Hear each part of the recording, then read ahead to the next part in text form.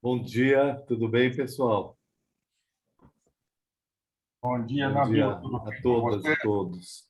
Então, tá bom. Prazer em tê-lo conosco. Muito obrigado em haver aceito o nosso convite. Eu que agradeço o convite. Bom dia, amigo Nabil. Estamos nos encontrando muito nesses bons debates. Pois é, bom dia, Pólice.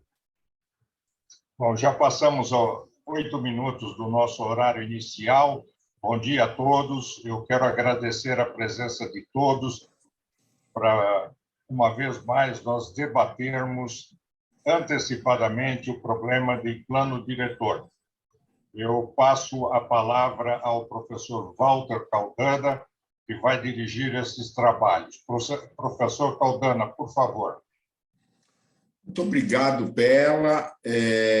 Bom dia a todas as pessoas que estão na sala. Bom dia, Nabil, meu professor e amigo. Bom dia, Pólice. Hoje é um dia muito especial porque nós estamos num dia especial no meio de um momento muito especial da cidade e do país, né? Não está nada fácil para ninguém, mas o fato é que a gente não pode deixar de discutir as questões urbanas, até porque tudo acontece fortemente nas cidades e, entre esses aspectos todos, um dos mais importantes é o marco regulatório.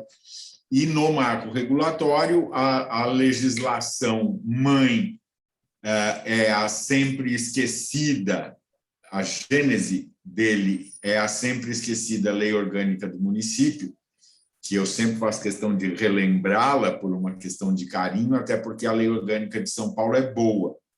E não sei o que pensam Pólice e Nabil, mas eu acho que é uma lei boa e é muito esquecida e pouco usada. Mas, a partir da lei orgânica, o plano diretor, indiscutivelmente, é o elemento seminal.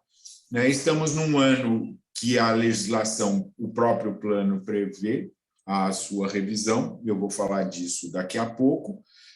E hoje nós temos aqui a possibilidade de conversar com dois dos artífices do atual plano, que são o vereador Pólice Neto, o então vereador Pólice Neto, que era membro da Comissão de Urbanismo de Desenvolvimento Urbano da Câmara e teve uma atuação importante, destacada, no processo de elaboração do plano, desde o executivo até a sua tramitação no legislativo, e o vereador, o então vereador Nabil Bonduque, que, além disto tudo, foi também o relator do plano na Câmara Municipal e o grande coordenador de todo o processo participativo, que eu vou falar disso daqui a pouco, foi imprescindível, no meu modo de ver, ambos, né? Tanto os dois vereadores quanto o processo participativo foram imprescindíveis para os bons resultados que nós colhemos ali no plano.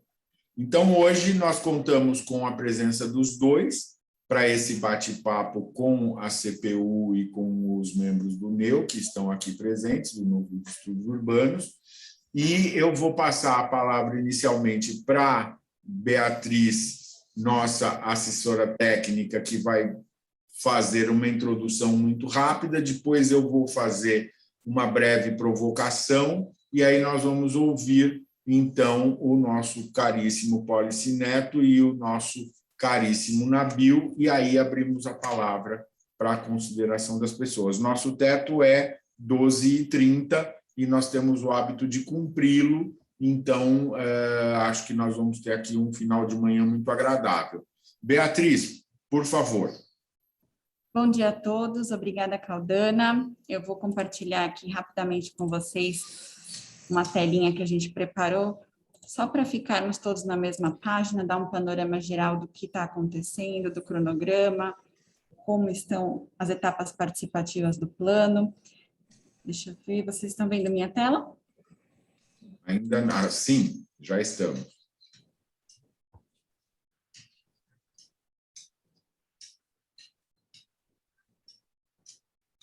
Um minutinho, está entrando.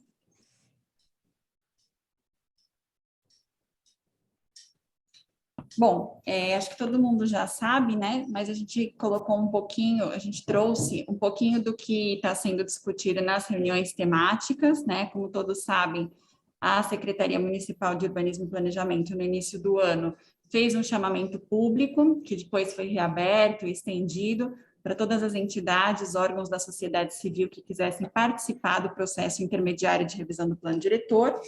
E nós estamos agora em duas etapas que estão caminhando simultaneamente, né? Uma delas, etapa de diagnóstico e monitoramento do plano, que vem desde o ano passado e está num processo de apresentação e ainda de elaboração.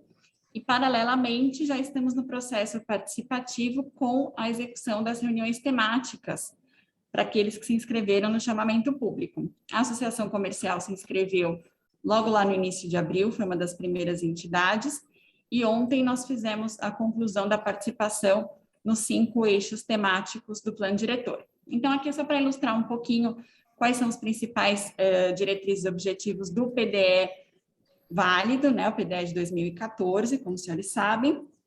Ele tem como diretriz e objetivo principal aproximar, diminuir as distâncias, né? Então, aproximar trabalho e moradia. Tá? Vou passar rapidamente aqui um pouquinho de como ele é estruturado, né? Então, ele é estruturado em macrozonas e macroáreas. Essas macrozonas e macroáreas são porções do território que têm características comuns, ou seja, ele procurou agrupar grupos homogêneos em termos de urbanização, em termos de atividades, relações socioeconômicas, e cada uma dessas macrozonas e macroáreas se divide em outras 4. Aqui um pouquinho a gente trouxe um pouquinho do que foi falado e da participação nas reuniões temáticas. Então, a Associação Comercial, aqui através do Conselho de Política Urbana, participou primeiramente da reunião do Desenvolvimento Econômico e Social, que aconteceu no dia 27 de agosto. Os itens que vocês veem à esquerda são os principais temas, as principais discussões que apareceram nessa reunião. Né?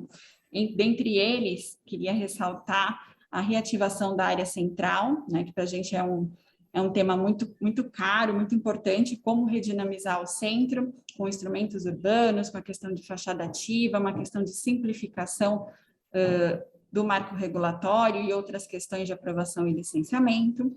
Na segunda temática de habitação, no dia 2 de setembro, discutimos muito as questões de ZEIS, os incentivos para HIS, né, como viabilizá-los na cidade, e a questão da locação social, que também não é nova, já é muito falada, mas existe a ideia de trazer cada vez mais esse instrumento, vamos dizer assim, à prática, né, e como viabilizá-lo de uma forma da mais celeridade a esses processos.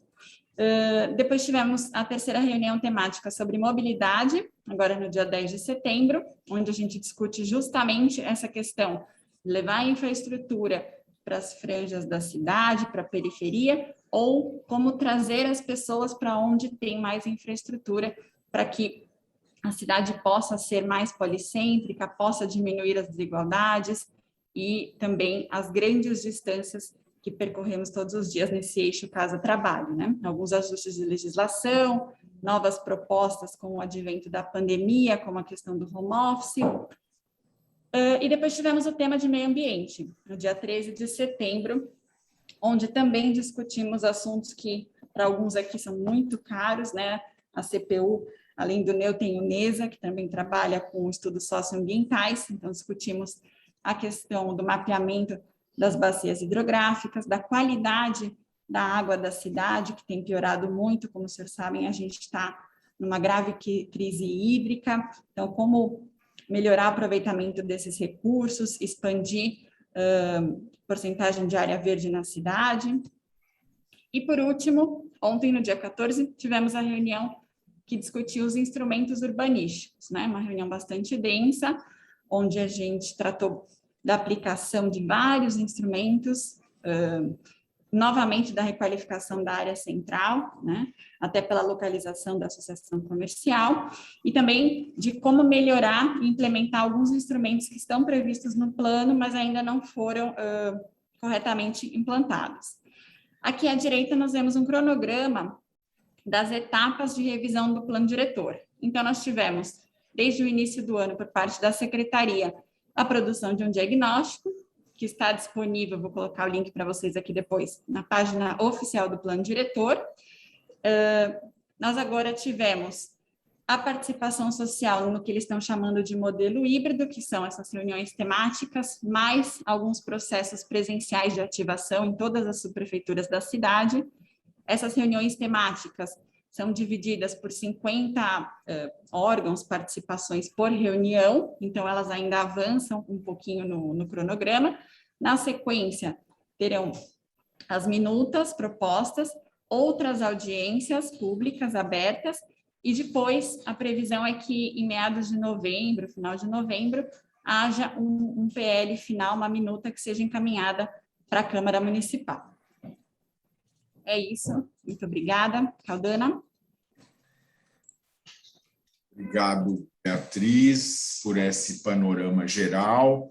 Eu vou fazer aqui uma pequena intervenção, um pouco, de certa forma, indo um pouco além desse panorama geral da revisão, retrocedendo um pouco e, a partir daí, gerando a possibilidade dessa conversa nossa com o Policy Neto e o Nabil, partindo, inclusive, de uma questão importante nesse momento, que é a consideração de que, no processo de revisão, um grande conjunto de entidades e também lideranças técnicas, políticas, cidadãs, questionaram a oportunidade da própria revisão, na medida em que estamos com dificuldades para fazer um processo participativo pleno, e lembrando, como eu já disse, que o processo participativo foi um dos pilares da elaboração do atual plano. Então, eu queria fazer algumas considerações. A primeira delas é enaltecendo o atual plano diretor, que ele é uma conquista da cidade. Né? O plano diretor de São Paulo de 2014, ele exatamente fruto de um processo importante participativo, mas também um processo colaborativo, técnico de alta qualidade, desde o executivo até o legislativo, ele é uma grande conquista. E tem dois aspectos do plano que realmente me cativam, e eu sempre disse isso desde então. O primeiro é que ele aprendeu com os erros passados. Ele aprendeu com o planejamentão do final do século XX, que muito falava e pouco operacionalizava, e aprendeu, sobretudo, com o processo do plano diretor de 2002, que era ainda muito cheio de intenções boas, já aproximava das questões metodológicas mais contemporâneas, mas que não se realizou na plenitude. Os dois vereadores aqui presentes participaram também daquele processo ativamente. E se aprendeu muito com aquele processo para melhorar muito o plano em 2014, e isso foi muito bom. No entanto, me preocupa que a gente tenha aprendido pouco com dois processos paralelos.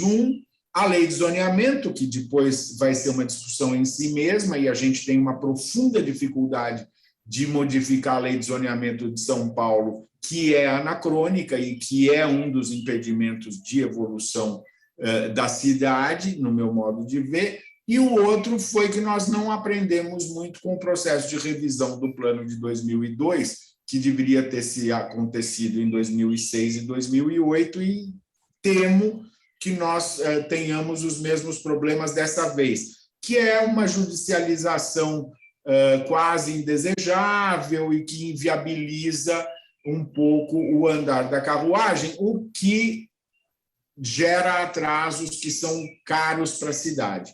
Nós não conseguimos implementar os grandes objetivos do plano em 2002 e estamos implementando alguns objetivos do plano de 2014, mas era bom que fosse mais rápido, na nossa opinião. E isso é o objeto aqui da nossa revisão esse ano, e o próprio plano sabiamente colocou uma revisão a meio caminho no primeiro ano de uma gestão, o que é muito positivo, como todos nós sabemos. O que está em revisão no plano, portanto? É muito importante resgatar a ideia de que não está em revisão a cidade que queremos. A cidade que queremos foi definida no processo participativo de 2012, 13 e 14. Está no plano, né? Se nós acharmos que nós temos que começar a discussão da cidade que queremos, nós estamos, então, discutindo outro plano. O que está em discussão, efetivamente, é como chegar mais rápido à cidade que queremos, que já está escrita lá. E que, pela primeira vez, ousa, segunda, porque tinha o PUB, mas pela primeira vez ousa enfrentar o plano de avenidas. Ousa trazer o plano de avenidas, que é quem gere essa cidade há quase 100 anos, para a cidade contemporânea, porque nós temos um grande desafio na Bio e Policy, que é manter São Paulo como uma cidade que seja uma das capitais do planeta. Na rede mundial de cidades, isso já é uma questão muito importante. E fazer com que a nossa cidade, que deixou de produzir oportunidades e está produzindo desigualdades de uma forma absurda, né, reverta esse processo. Hoje, São Paulo é uma cidade que produz desigualdade de uma maneira incompatível e incongruente com a própria cidade capitalista, teórico-conceitualmente falando. Né? Não dá para conviver com tamanha desigualdade, não dá para conviver com tamanha exclusão. Né? Quando a gente pega, por exemplo, as coisas como o mapa da desigualdade da Rede Nossa São Paulo, é assustador. Agora, a gente não pode se esquecer que isto é, como o próprio plano diretor diz no seu preâmbulo, uma das funções do poder público, da sociedade civil e do marco regulatório. Agora, como fazer isso? O plano diretor traz instrumentos, mas como a Beatriz já nos alertou, alguns desses instrumentos estão apresentando dificuldades de implementação.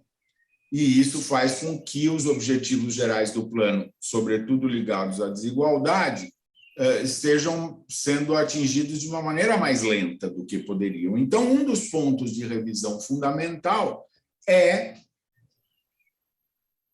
o conjunto de instrumentos, entre os quais a gente tem que destacar as cotas, a cota parte, que acabou tendo uma apropriação econômico-financeira difícil, a cota de solidariedade, que é associada ao Fundurb de um lado e ao plano de habitação, que está parado na Câmara, de outro, não está se efetivando, né, a cota de solidariedade, e a cota ambiental, que acabou se tornando de difícil aplicação, ou seja, eram elementos autoaplicáveis no plano que acabaram na sua não regulamentação, encontrando problemas de implementação. O outro instrumento é o PIO, que eu não me canso de dizer, ele sofreu um desvio de percurso gravíssimo e ele deixou de ser efetivo, ele passou a ser apenas um exercício de superação local do zoneamento, o que faz com que, inclusive, todos eles estejam judicializados e a cidade volte a ser essa coxa de retalhos que sempre foi, graças a esse zoneamento anacrônico que nós temos. E, por fim, nós temos também uma questão de governança, aonde entra um fator que é extremamente caro, inclusive para esse grupo que está aqui, que é a descentralização efetiva da gestão. E isso passa pelo empoderamento parcial das subprefeituras, né? E isso, nesse ambiente aqui, é bastante bem-vindo, e eu já colhi várias impressões em outras ocasiões, até porque a própria associação tem uma estrutura descentralizada, né? Ela é uma estrutura polinucleada na cidade, então é fácil reconhecer as vantagens dessa estrutura, que a Prefeitura de São Paulo, historicamente, não consegue implementar, e o plano diretor ele traz o assunto, mas ele precisa efetivar como E aí eu junto a questão do instrumento com a governança, fazendo a descentralização da cidade efetiva, o empoderamento parcial das prefeituras regionais e dos conselhos regionais e, sobretudo, elaborando de uma vez por todas os planos de bairro que nós não fizemos até agora. Ou seja, e é através dos planos de bairro que se vai conseguir efetivamente acelerar os objetivos gerais do plano, que, no meu modo de ver, hoje se resumem a diminuir as desigualdades absurdas com que essa cidade tem que convencer e levar o marco regulatório a uma parcela significativa da população que produz a cidade, mas não usufrui. Ou seja, nós temos que entender que não dá para continuar discutindo só a cidade do Entre Rios. Não dá para ficar só discutindo a questão da cidade que já é formalizada e que tem infraestrutura. Como é que nós levamos a legislação para a população, para a parte da cidade que produz a cidade, mas não usufrui? Essa é um desafio que não tem a ver com a discussão da cidade que queremos, e aqui eu encerro, mas tem a ver com como acelerar com os instrumentos que já temos, que começam desse plano diretor, que eu insisto, é muito bom. Como é que a gente acelera chegar nesses objetivos e nesses desafios? Então, acho que eu quis colocar estas breves considerações para nossos amigos Policy e Nabil, que são profundos conhecedores desse assunto, sob todos os aspectos, né, do aspecto técnico, aspecto profissional, do aspecto político, e conhecem essa cidade como a palma da própria mão, para debater conosco aqui, nesse grupo seleto de 40 e poucas pessoas aqui, muitíssimo interessadas na cidade. Muito bem, eu agradeço a atenção dos colegas, vou passar a palavra para o nosso queridíssimo Policy Neto e depois para o Nabil, que solicitou que fosse essa ordem, e assim será. Policy, querido, por favor. Eu deixo aqui, primeiramente, agradecer o convite da associação, me colocar à disposição não só para este, mas para diversos outros debates que devem acontecer ao longo desse processo intermediário, aqui anunciado como revisão intermediária. Eu vou separar a minha participação em duas leituras muito objetivas, uma de forma, outra de conteúdo. Acho que essa é uma questão importante.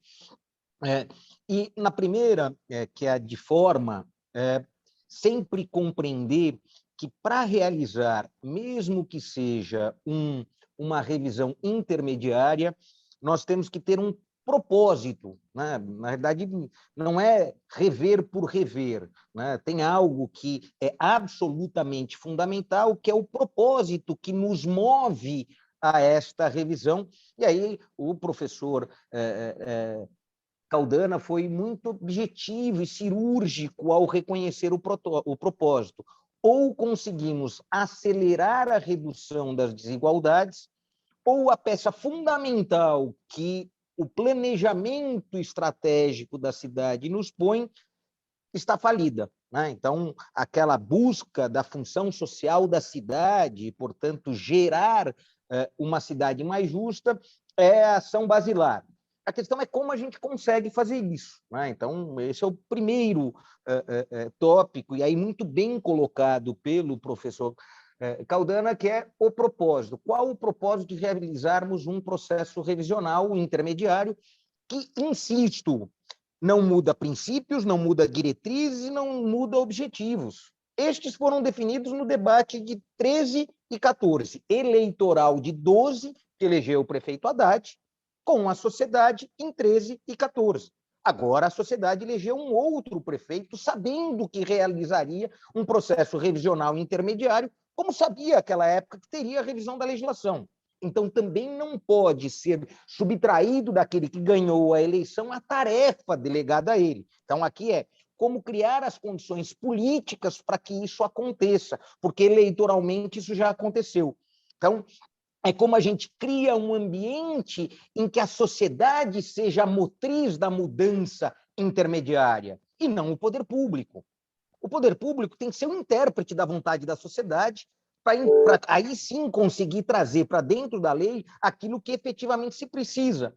Quando a gente vê a apresentação da Bia, a gente nota que há uma dificuldade de compreensão até para os termos que a gente coloca. Quando a gente vai numa audiência pública com a sociedade, põe os termos que estão no nosso plano diretor, a sociedade tem muita dificuldade de compreender o que está ali. Então, um dos processos intermediários é facilitar o acesso à própria lei. Essa é uma questão fundamental. Hoje você precisa de especialistas para acessar a lei. Se eu tenho que dar acesso à cidade, o acesso à cidade se dá pela lei, e a lei precisa de especialistas para traduzir para a população, a gente já tem um estágio complexo aí colocado. Mas, se nós já reconhecemos o propósito, se nós temos algum grau de acompanhamento, e lembro como se fosse hoje eu levando para o Nabil um capítulo de indicador de desempenhos para esta legislação, que infelizmente não temos, né? Não é a legislação que trouxe as métricas de cumprimento do plano, porque se a gente tivesse na lei as metas para o cumprimento do plano, sem dúvida nenhuma, a tarefa de revisão intermediária seria projetada a partir da capacidade de cumprimento métrico daquilo que estava escrito no plano. Como a gente não colocou regras objetivas de mensuração da realização daquilo que estava planejado, a gente tem uma dificuldade muito grande de pactuar politicamente o que se cumpriu do plano até aqui. Eu vi recentemente a apresentação por parte da Secretaria, uma apresentação muito competente das métricas que a Secretaria reconhece, a equipe técnica da Secretaria reconhece que foram os avanços, contestadas por dezenas de especialistas. Mas por quê? Porque a métrica não foi pactuada no processo de participação de todos. Então, perdemos uma oportunidade. Quem sabe a revisão intermediária não traz para o ambiente legal a forma com que você faz a mensuração do cumprimento ou não do plano. Essa é uma questão absolutamente fundamental. Mas a gente vai além disso, né? Se de fato a gente quer recuperar a cidade que foi planejada exclusivamente no modelo rodoviário, no modelo do plano de avenidas, a gente já cometeu um pecado. A gente votou uma alteração no plano diretor que reorganizou a distribuição dos recursos do Fundurb, colocando dinheiro para transporte individual, coisa que era proibido no plano aprovado entre 2013 e debatido e aprovado em 2014. Então, ao invés de, neste período em que a legislação está em vigor, a gente deveria ter a cautela e não dar marcha ré, a gente já deu a primeira marcha ré. A primeira marcha ré dada na administração do prefeito Dória, que submeteu à Câmara de São Paulo contra o meu voto, mas infelizmente com o voto da maioria, uma alteração em que os recursos do Fundurb, que eram destinados exclusivamente para transporte público coletivo e transporte não motorizado, passou a poder financiar as obras infraestruturais dedicadas ao transporte individual. Mais do que isso, os recursos que eram guardados exclusivamente para o Banco de Terra do Desenvolvimento da Cidade passaram a também financiar, e vão começar a financiar, programas habitacionais. A gente vai fazer mais do mesmo.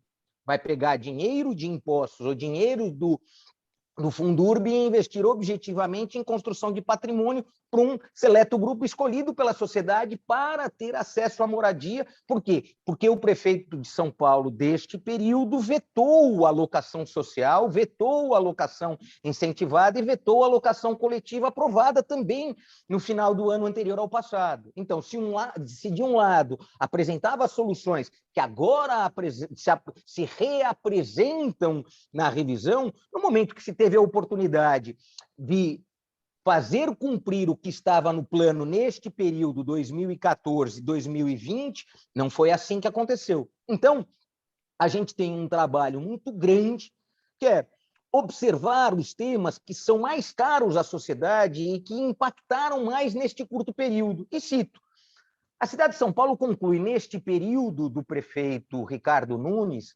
a gigantesca e sempre nebulosa concessão do lixo. Quais são as regras de orientação que o plano dá para o saneamento ambiental e para esse lixo, que agora vai ter, inclusive, a taxa que vai ser não mais martaxa e sim ecotaxa? Qual que é a regra que está estabelecida no planejamento que a cidade tem?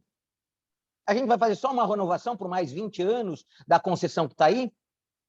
A gente está num período em que é absolutamente assustador a gente ter chuvas, como a gente teve há 2 anos atrás, que mataram 10 pessoas só na bacia do Tamandateí e do Ipiranga. E a gente tem falta d'água nesse momento em algumas regiões. Então, veja só, a questão de saneamento, a questão de drenagem, estas questões, elas estão, e, portanto, a questão ambiental, ela foi muito pouco, a gente evoluiu muito pouco. Se a gente observar os nossos mananciais continuam a ter um problema seríssimo de invasões. Então, os instrumentos que foram oferecidos e a consequência, a aplicação deles, falhou. Esta é uma questão absolutamente essencial que tem que ser enfrentada imediatamente.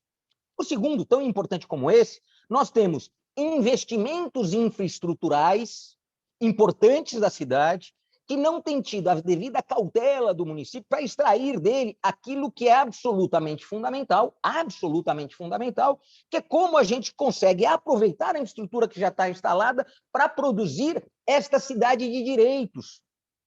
Então, ao continuar insistindo numa tese que os coeficientes de aproveitamento mais generosos têm que estar exclusivamente no Entre Rios e não observando a possibilidade de oferecer rotas de desenvolvimento para os nossos núcleos periféricos, então, a gente continua permitindo que a periferia se construa exclusivamente nas EIs, naquilo que são os coeficientes mais generosos, e a região central, onde você já tem excessiva disputa pela terra e, portanto, encarecimento do seu custo, a gente continua oferecendo os coeficientes mais generosos, e aí um conflito.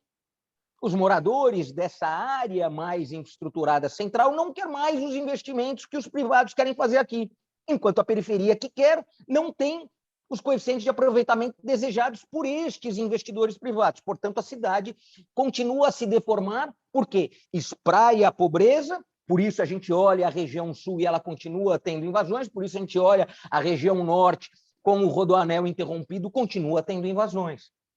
E tudo que se constrói na região infraestruturada, em especial nas zonas de estruturação urbana, a população reage dizendo o seguinte: não quero mais prédio aqui, como a gente vai ter nesse fim de semana, Pinheiros e Vila Madalena reagindo quanto àquilo que a lei permitiu o empreendedor realizar. Então, olha o conflito que a gente se meteu. A cidade policêntrica que foi apresentada e desejada não acontece porque a própria legislação está inibindo essa capacidade de atratividade da periferia e de tornar os planos de bairros, aí o professor Caldana, mais uma vez, é cirúrgico, que, embora a legislação seja para a cidade inteira, ela tem que ser aplicada no território com a sua capacidade e a sua identidade local.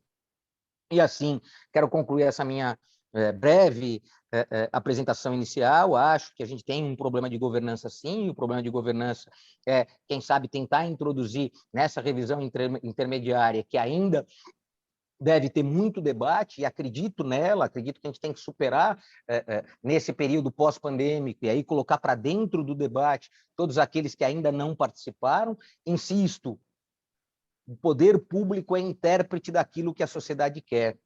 Ele é apenas líder deste processo, da mesma forma que Fernando Melo Franco, Nabil conduziram, quando eleitos para isso, foram, neste momento, o vice-prefeito, hoje eleito prefeito da cidade, Ricardo Nunes, e a sua equipe tem a oportunidade e a obrigação de conduzir. A nossa questão é como a gente oferece para eles condições e qualidades para isso. E aí, acho que esse talvez seja o principal elemento para a sociedade que se organizou como uma associação comercial, como diversas outras, como a gente pode oferecer ao líder eleito as condições, de fato, de conseguir escutar a sociedade com qualidade para uma tomada de decisão que devolva à sociedade os desejos que ela apontou durante o processo participativo, lembrando que essa revisão intermediária não pode mudar princípios, diretrizes e objetivos estratégicos, e exclusivamente vai ter que atentar a estes: redução das desigualdades, questão socioambiental, a questão do espraiamento da cidade e o aproveitamento da infraestrutura já instalada, a questão da forma e do modelo tributário, que acaba tributando muito mais a população de menor renda do que a de maior renda, está aí o IPTU para nos provar isso. E aí a gente vem com uma nova revisão do IPTU e não se sabe se ela vai atender aquilo que mais se precisa, que é reduzir a carga daquele que menos recebe, ou reduzir a carga da produção para gerar mais emprego, e não está claro para ninguém isso. Mais do que isso, a criação da taxa do lixo, que é uma obrigação legal e ninguém discute disso, mas se você tem a obrigação de criar a taxa, você tem a obrigação de apresentar o plano que torna a cidade, de fato, ambiental e saneadamente para esse processo. Portanto, não é só a renovação de um contrato que se mostrou incapaz de realizar coisas simples como reciclagem, coisas simples como compostagem, coisas simples como transformação de lixo em energia, biogás. Então, estas questões que dirigem a cidade, tornar a cidade mais caminhável, está aqui com a gente o Mauro Calari, que não me deixa mentir, nós precisamos tornar a cidade mais caminhável, porque aí ela se tornará muito mais universal do que é hoje. A gente tem uma dificuldade ainda na briga do pequeno pedestre contra o gigantesco carro. Sempre é o carro que tem vantagem nas decisões estratégicas da cidade. Está aí a privatização da nossa Zona Azul. A gente ampliou alguma calçada para oferecer algo de melhor para a sociedade? Não. A gente foi lá e vendeu 50 mil vagas de estacionamento e não se preocupou em alargar uma única calçada. Era isso que o plano trazia? Lógico que não. Então, acredito muito na capacidade de liderança do secretário César Azevedo, acredito muito que associações como a Associação Comercial, mas muitos outros, terão a oportunidade de oferecer as condições para aquele que foi eleito para conduzir esse processo. Acho que talvez essa seja a questão fundamental, é como podemos construir um ambiente capaz de, a partir da liderança pública, capturar aquilo que a sociedade quer. Insisto, por último, sem nenhuma alteração de princípios, diretrizes e objetivos, mas sim tocando em questões essenciais, como redução de desigualdade, a questão de saneamento, as questões ambientais, a questão dessa capacidade da gente aproveitar a infraestrutura instalada, portanto, concentrar, compactar um pouco mais a cidade para que ela não se espraie e destrua o pouco que a gente ainda tem reservado dos nossos mananciais. Assim concluo a minha participação inicial e estou aqui à disposição do bom debate.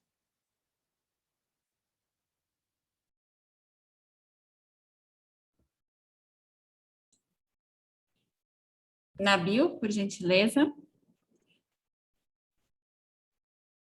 Oi, vocês estão me ouvindo? Sim. Bom, primeiro, bom dia para todas e para todos. É um grande prazer estar com vocês aqui. A Associação Comercial, que é uma instituição muito importante na cidade de São Paulo. Queria cumprimentar Caldana, o Policy Neto, todos os companheiros que estão aí nessa discussão há muito tempo. Então, não vou falar um por um aqui, porque são muitos, e acho que debates como esse são muito importantes para que a gente possa aprofundar essa discussão. Como o Caldana situou, eu participo institucionalmente, há 32 anos das discussões sobre a cidade de São Paulo. Já respondendo à pergunta dele sobre a lei orgânica, durante a elaboração da lei orgânica eu participava, era o superintendente de habitação popular do governo da Luiza Erundina, e nós participamos muito da elaboração que foi conduzida na Câmara pelo vereador Chico Itaker, e que eu acho que é uma das leis orgânicas mais avançadas do país. E eu acho que nós estamos aí, nesse período todo, buscando construir uma nova institucionalidade dentro da Prefeitura de São Paulo, com avanços e recursos. Muitos avanços e muitas paralisações.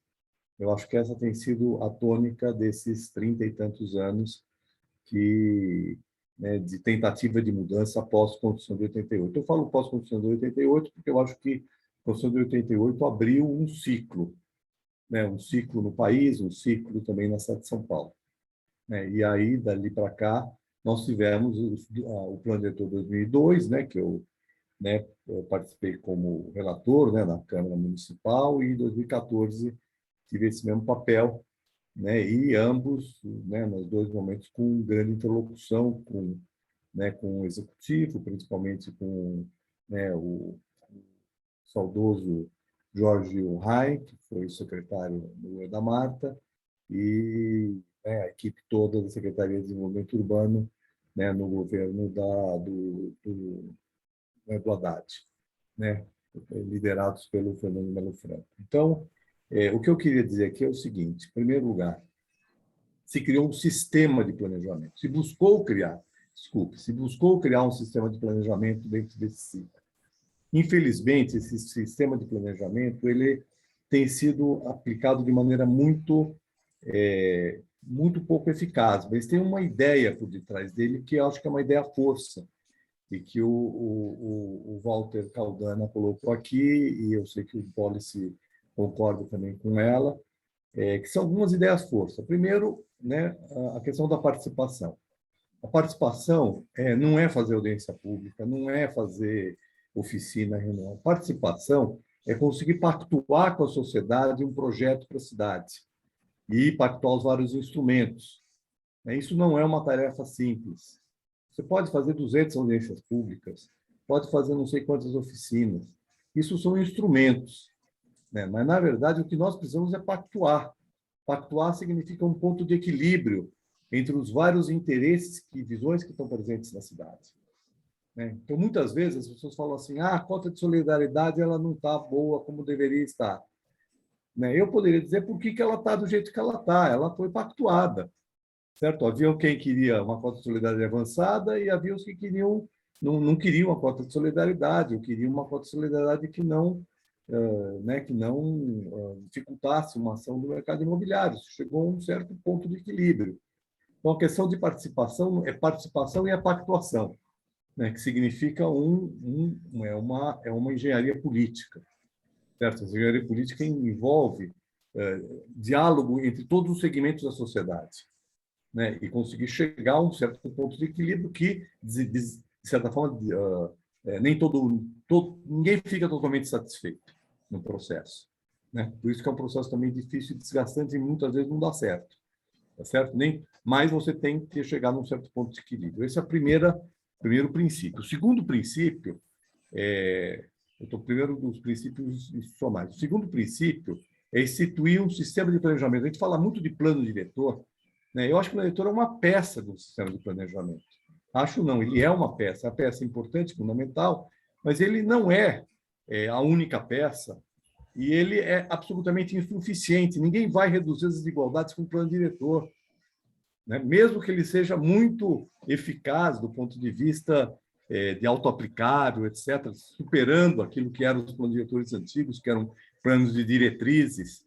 Aliás, a redução da desigualdade é uma diretriz, certo? Vamos falar um português claro. Falar de redução da desigualdade, estamos falando de diretriz, não estamos falando de efetivá-la, tá certo? Então, por mais que ele seja autoaplicável em vários instrumentos, ele não é uma peça que vai realizar os objetivos que ele mesmo está propondo. Tá certo? Por quê? Porque ele trata de alguns temas e não trata de outros. Não é o plano diretor que define, por exemplo, o quanto que a prefeitura vai colocar de orçamento em certas áreas. Não consegue fazer isso, por mais que a gente busque. Ele consegue, por exemplo, que nós tentamos fazer e fizemos no plano diretor de 2014, dizer quanto que dos recursos extra-orçamentários, como é o caso do Fundurb, quanto pode ser destinado para habitação, e não só para habitação, para terra bem localizada para habitação, que é o que está no plano diretor, ou para mobilidade, mas não é qualquer mobilidade, para transporte coletivo e mobilidade ativa, no recurso extra-orçamentário, certo? Que mesmo assim foi já revisto, uma revisão ilegal que foi feita, que o Policy fez referência agora, quando se mudou a destinação dos recursos do Fundurb, né? Foi uma mudança ilegal feita na administração passada. Na administração Covas, né? Não foi no Dória, foi, claro, a mesma administração, mas, né, foi no período que o Dória era já o prefeito. Tá certo? Então, né, os orçamentos, né, correntes da prefeitura, nós não temos vinculação de receita, né? Então, né? Para, por exemplo, fazer uma redução de desigualdade, nós precisamos, além da legislação que está no plano diretor, e que pode estar em alguns dos instrumentos que estão presentes no plano diretor, né? Nós temos que ter recursos para aplicação e habitação de interesse social, ou seja, a população de menos de 3 salários mínimos, que não podem acessar recursos, né, de financiamento do FGTS, etc. Tá certo? Então, é claro que o plano diretor pode interferir na questão fundiária, na questão da terra, mas ele não vai interferir, ele não vai conseguir fazer com que se coloque recursos de subsídio para a habitação. Tá certo? Então, eu vou voltar a esse tema depois. Então, o plano diretor é limitado. Agora, o sistema de planejamento envolve muito mais do que o plano diretor. Envolve o plano diretor, envolve a legislação complementar, a lei de ocupação do solo, os instrumentos de transformação do território através de operações urbanas e outros instrumentos desse tipo. Envolve, bom, toda a legislação complementar, envolve plano de bairro, envolve o sistema de orçamentação da prefeitura, plano plurianual. Então, isso é um sistema. Certo? Então, na hora que a gente fala assim, o plano diretor não alcançou certos objetivos, nós temos que localizar aonde que estão os problemas. Onde que está acontecendo? Está na legislação do plano diretor ou ela está nesse sistema, nesses outros elementos do sistema de planejamento? E a minha opinião é que está muito mais nesse sistema de planejamento do que no plano diretor. Veja, claro que tem questões do plano diretor que podem ser mudadas e devem ser mudadas e seriam boas ser mudadas. Só que nós não vamos, quer dizer, conseguir, apenas mudando o plano diretor, alcançar esses objetivos que o plano diretor propõe. Nós precisamos mexer em outras questões que são importantes. Então, veja, o Caldana colocou uma coisa que eu concordo totalmente, mudar, e eu falo isso desde 2002, estou há 20 anos falando isso. Tem um artigo escrito logo depois do plano diretor de 2002, né, que diz o seguinte: nós precisamos mudar o modelo de desenvolvimento da cidade de São Paulo. Certo? Mudar o modelo de desenvolvimento da cidade de São Paulo isso já está configurado em 2002, mas está com maior clareza no plano de 2014. A experiência de 2002, né, fez com que eu escrevi essa parte dos objetivos ficasse mais claro. Agora, veja, a gente fala de levar o desenvolvimento econômico para as áreas que hoje são de vulnerabilidade social e que têm pouco emprego. Tá? O plano diretor colocou isso, está muito claro, definiu quais são essas áreas. Né? Talvez falte uma ou duas áreas importantes. A Jacupêssego, o vetor noroeste, né, da Anhanguera, Raibus Magalhães, o vetor da nordeste na Fernão Dias, que, aliás, o vereador Polici Neto contribuiu muito para essa discussão. Né? Na CUPC, acho que falta na Raposo Tavares. Bom, importa. Isso está colocado. Agora, o plano diretor diz o seguinte: temos que ter plano de desenvolvimento econômico. Eu não vou citar artigo aqui, porque é muito chato. Certo? Tem que ter plano. Cada uma das ações tem que ter um plano de desenvolvimento econômico. Não adianta só incentivos urbanísticos. A outorga onerosa é zero para fazer empreendimento imobiliário na Jacupêssego ou nos outros eixos que nem sequer foram regulamentados. Tá certo? Não basta fazer isso. Precisa ter um plano de desenvolvimento econômico, identificar quais são as cadeias produtivas que podem ir para lá, quais são as infraestruturas necessárias para que aquela região possa atrair empresas, atrair emprego, né? Fazer com que elas deixem de ser áreas vulneráveis do ponto de vista social e urbano e possam... Então, nós precisamos ter um plano de desenvolvimento econômico e depois implementar este plano. Isso faz parte de um sistema de planejamento. Não adianta eu criar as EIs. As EIs são importantíssimas, tá certo? Mas se eu não tiver uma estratégia, não é um plano, fazer um plano de habitação, tudo bem. Eu já fiz um monte de plano de habitação que não serve para nada também. Precisa ter uma estratégia que seja implantada para produzir habitação de interesse social. Certo? Essa estratégia não pode ser, como a prefeitura está fazendo, que é pegar o terreno municipal, fazer uma PPP e dizer que naquele terreno municipal eu vou construir 20% de habitação de interesse social, faixa 1, certo? Né? E outras faixas de renda no terreno que é municipal, porque aí nós nunca vamos atender ao problema específico de habitação de interesse social, que é enorme. A prefeitura tem um recurso enorme que é o terreno, certo? Ela tem que viabilizar a construção de habitação de interesse social naquele terreno. Ela não precisa usar o terreno municipal para fazer habitação de mercado popular. Por quê? Porque o mercado está produzindo habitação de mercado popular na faixa 2 e 3 do Minha Casa Minha Vida. Vai, compra terreno aqui, no centro de cidade, na Amaral Gurgel, na Bela Vista, na Liberdade, e está fazendo habitação de interesse social, habitação de mercado popular para faixa de 5 salários mínimos, 4 salários mínimos. Então, não precisa fazer PPP, né, nos terrenos municipais para produzir um mix de habitação de interesse social com habitação de mercado popular e habitação de mercado. Certo? Então, né, o que eu estou dizendo é o seguinte: o que nós precisamos hoje? Vamos pegar os objetivos do plano diretor e vamos ver, né, desses objetivos do plano diretor, que acho que são consensuais, princípios, diretrizes, todo mundo concorda, aonde que o plano diretor está, o plano diretor estrito sensu, né, a lei 16.050, certo? Está impedindo que esses objetivos sejam alcançados. Certo? Porque, no meu entender, né, não é ali que está o ponto principal. O plano diretor está em vários outros lugares. É claro que pode haver. O Caldana falou aqui, cota de ambiental não está funcionando. A cota ambiental é um princípio que está no plano diretor e está sendo e que se concretiza, se tem forma legal, através da lei de uso e ocupação do solo, que é outra lei. Tá certo? O plano diretor diz que tem que haver articulação entre a lei de uso e ocupação do solo e os planos regionais. Essa articulação não foi feita. Isso é um problema da lei de uso e ocupação do solo e da falta dos planos regionais. Se tem hoje o pessoal da Vila Madalena, de Pinheiros, etc., dos bairros consolidados, que reclama que tem verticalização demais, e tem o pessoal e o mercado dizendo que tem área de menos para verticalizar, tá certo?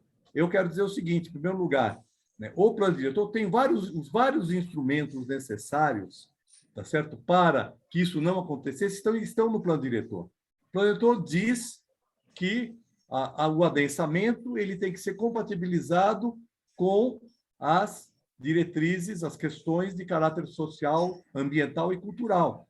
Então, se existe uma região que está numa área que estruturalmente é uma área de adensamento, mas que tem um interesse ambiental ou um interesse cultural, que ela não se adense, não se verticalize, pode até se adensar e não se verticalize, tá certo?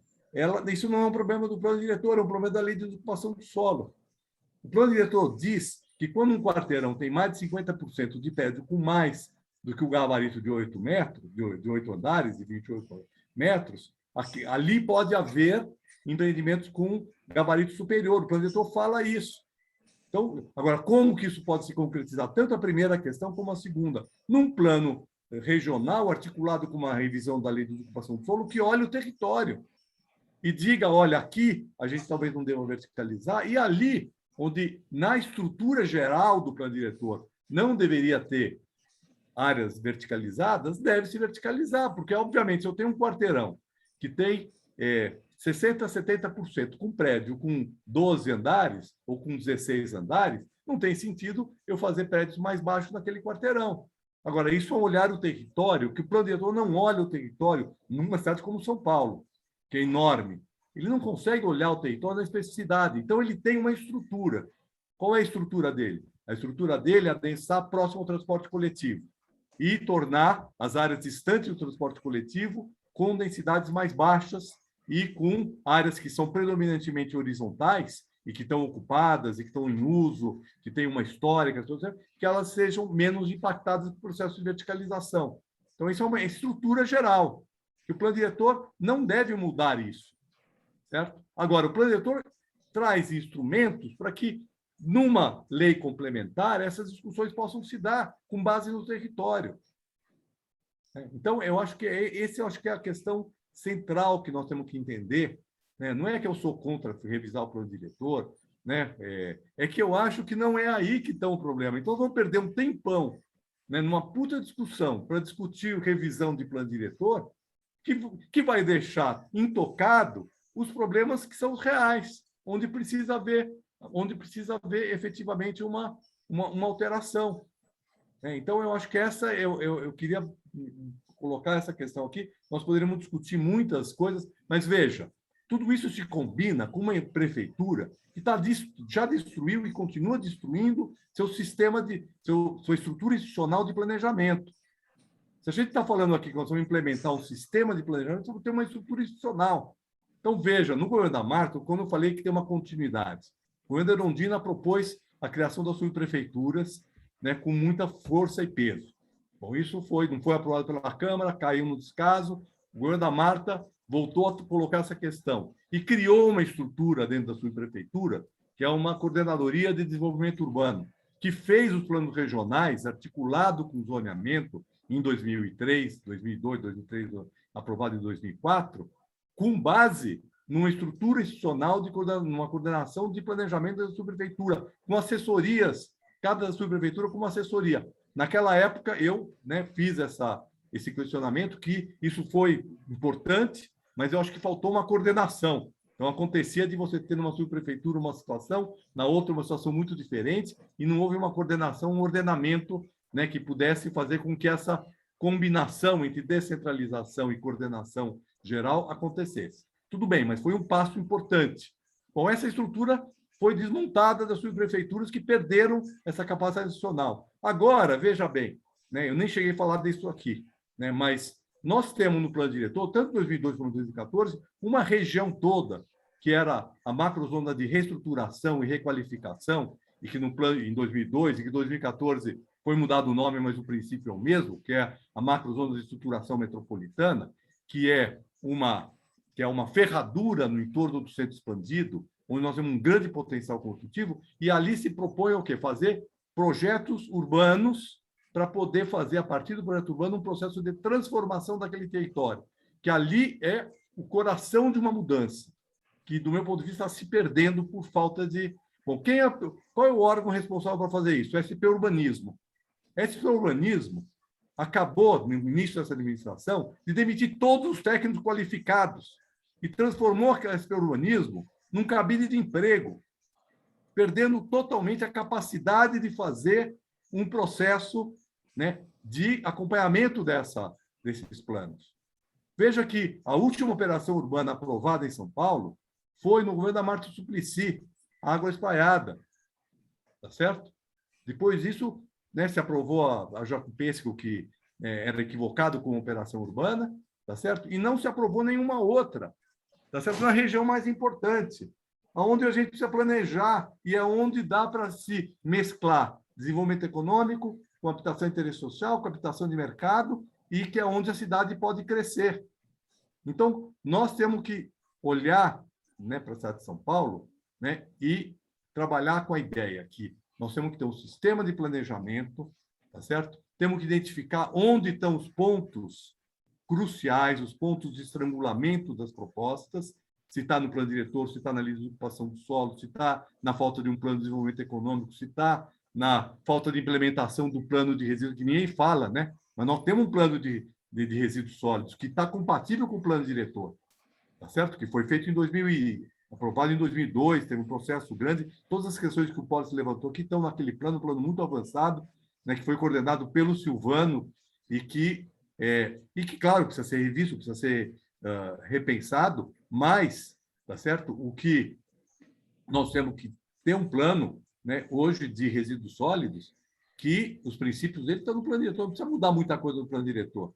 A questão da taxa de, né, a famosa taxa de lixo, tá certo? Que foi aprovada em 2002, do meu ponto de vista equivocada, do ponto de vista da tramitação política, né, que foi feita, mas o princípio, né, do gerador-pagador é um princípio que está na Lei Nacional do Resíduo Sólido que precisa ser cumprido. Então, essa é uma discussão que nós temos que fazer, mas isso também não vai ser discutido no plano diretor, certo? Então, nós vamos adiar as discussões fundamentais para fazer uma discussão que eu entendo, né, e eu quero que depois alguém identifique, vamos identificar quais são os pontos do plano diretor que precisam ser mudados. Eu tenho vários pontos que precisam ser mudados, mas eu acho que, né, o momento, né, nesse momento, é mais importante a gente pensar esses outros instrumentos e pensar na implementação deles, né, e ver o que está indo bem. Agora, veja, nós precisamos melhorar a desigualdade? Precisamos, obviamente, precisamos enfrentar a questão da desigualdade. Duvido que a gente vá fazer isso mudando o plano diretor, certo? Nós vamos fazer isso mudando outras coisas na legislação urbana e principalmente na implementação, né, dos instrumentos. Então, eu não quero me estender mais, né? Podemos depois entrar em detalhe em cada um desses pontos, mas eu acho que essa é uma das questões. Quero também chamar a atenção o seguinte, que tem muito a ver com a questão da associação comercial. Quando a gente fala, por exemplo, de fachada ativa é um excelente instrumento para ampliar os espaços comerciais da cidade, certo? Que vai impactar duas coisas importantes. Vai impactar no aluguel do espaço comercial e vai impactar no barateamento do preço da terra para a produção imobiliária, certo? Bom, então, eu estou falando isso para dizer o seguinte, do meu ponto de vista, hoje deveria ser obrigatório ter fachada ativa, tá certo? Deveria ser obrigatório, porque ele vai... Agora, isso significa mudar o plano diretor? Significa. Mas eu não acho que ele tem que mudar o plano diretor agora, abrir um processo inteiro, porque tem uma série de pontos localizados onde isso pode ser feito. Inclusive porque algumas dessas modificações podem ser feitas na lei de usucapião do solo, né? Sem precisar repensar tudo. Então, eu acho que é um pouco isso, minha opinião. Se o processo de revisão for para frente, nós vamos entrar, vamos discutir todos esses pontos que quiserem ser mudados e outros que têm que ser mudados e vamos, né? Agora, eu acho que colocar em prática o que o plano diretor propôs, nesse momento, é mais importante do que revê-lo, né? O fato de estar na lei que, né, eu acho que se faz uma avaliação, se faz um diagnóstico, chega-se à conclusão. Olha, depois de fazer um diagnóstico, chegamos à conclusão que é mais importante fazer isso do que aquilo, certo? E vai-se em frente nesse processo. Bom, é isso, gente. Obrigado. Obrigado, Nabil. Obrigadíssimo pela sua apresentação brilhante. Obrigado, Pólice, também pela sua apresentação. Eu cometi uma gafe protocolar no início e não li os currícula dos nossos convidados, uma gafe gravíssima, mas eu tenho uma justificativa. Diante dessas duas sumidades, altamente dispensável a leitura do currículo de ambos, então eu vou insistir na gafe e não vou ler. Eu quero dizer que eu estou muito satisfeito com as duas intervenções. Eu acho que é desse nível de qualidade que a gente precisa. E quero destacar aqui alguns pontos que são, no meu modo de ver, extremamente concordantes. E isto é fundamental e que tem muito a ver com o processo participativo de elaboração desse plano diretor, que eu disse inicialmente, ele merece sim ser acalentado e ele merece sim ser implementado na sua plenitude. Eu acho que essa é uma das grandes concordâncias, né?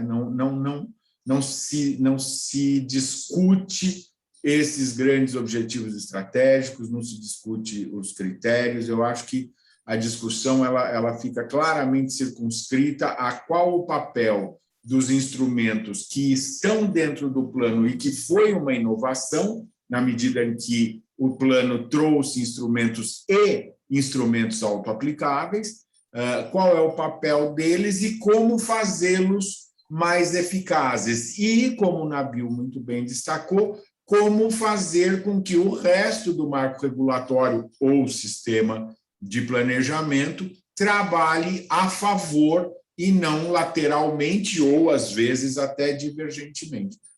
Eu vi que o Pólice quer fazer uma pequena observação, vou passar para o Pólice, volto para o Nabil e abro a palavra, só peço que sejam muito breves para dar a oportunidade das outras pessoas que estão inscritas, que eu vou pedir que se inscrevam via chat, que a Beatriz vai organizar essa questão.